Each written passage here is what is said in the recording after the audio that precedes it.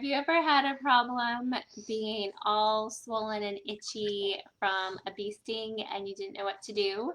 Well, this little fella had a really big problem this past week, and so we are going to tell you guys a solution that worked really well for us. I hope it's super simple and easy enough for you guys to do too. So here is my little nugget, and tell him what happened to your ear. I got bit. Yeah, we think probably a bee sting, and we didn't know that he was going to have a bad reaction to it. But here's the progression of what happened to him. So within about 12 hours, 12 hours, he started to get red on his face, and then it started to get like puffy and more red. And then after about 32 hours, he woke up and was super swollen. And then in the last part, after 36 hours, he looked like a different kid. Right, show him how you look now. Can you see one more time? Yeah, so now you're looking pretty good. So we used some cool remedies that helped us quite a bit. And but we wanted to tell you about one really special one. What kind of special bath do you have that takes care of oatmeal bath? Oatmeal bath, yeah. So we get a nut milk bag, and if you don't have a nut milk bag, that's okay. You can just use an old sock and put a rubber band on the top. It totally works the same way. I happen to have a nut milk bag because I like to make almond milk and coconut milk and oat milk sometimes too. But so for this one, I'm going to recommend the quick oats. These are the ones that are kind of more broken down. They don't have nearly as much nutrition as the old-fashioned oats. But we're going to put this in here.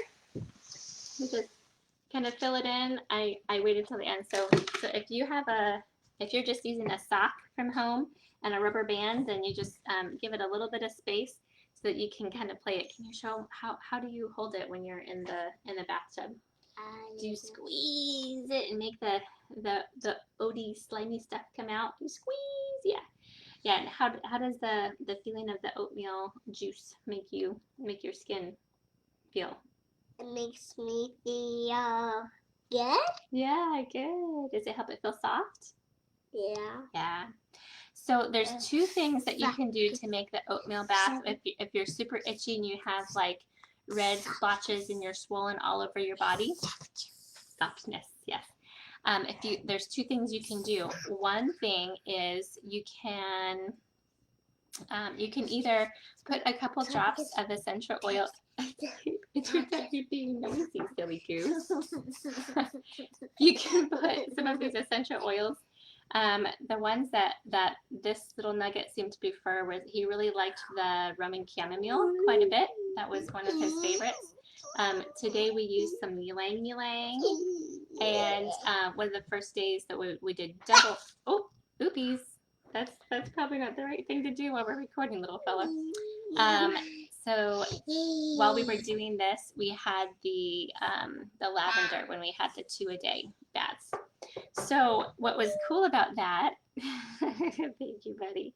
What was cool about that is if you forget to put some essential oil inside with the oatmeal, that's okay. You can still add it into the bath by just adding a drop right there next to the faucet. That one's easy to do.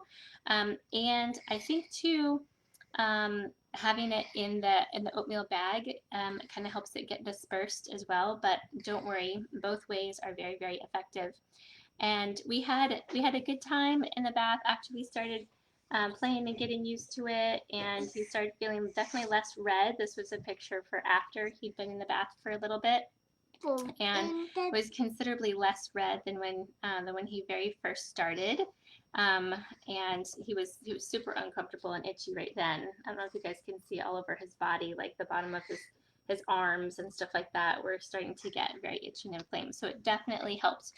So if you guys are wanting to have some help also, and you need some assistance with any kind of itchiness, it's just a sock and some oatmeal and some essential oils away, and it's super easy.